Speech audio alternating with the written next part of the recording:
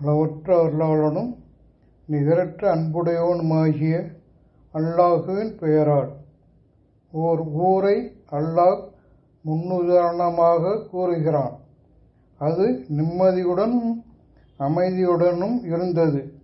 ஒவ்வொரு இடத்திலிருந்தும் அவ்வூருக்குரிய உணவு தாராளமாக வந்து சேர்ந்தது.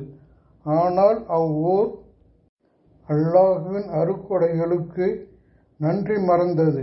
எனவே அவர்கள் செய்து கொண்டிருந்ததன் காரணமாக பசி மற்றும் பயம் எனும் ஆடையை அல்லாஹ் அவ்வூருக்கு அணிவித்தான்.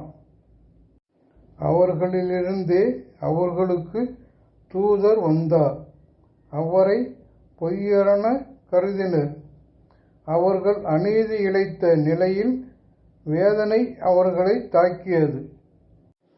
அல்லாஹ் உங்களுக்கு வழங்கியவற்றிலிருந்து அனுமதிக்கப்பட்ட தூய்மையானதை உண்ணுங்கள். நீங்கள் அவனையே வணங்குவோராக இருந்தால் அல்லாஹுவின் அருட்கொடைக்கு நன்றி செலுத்துங்கள். தாமாக செத்தவை, இரத்தம், பன்றியின் இறைச்சி, அல்லாஹ் அல்லாதோருக்காக சப்தமிடப்பட்டவை ஆகியவற்றையே அவன் உங்களுக்கு தடை செய்திருக்கிறான்.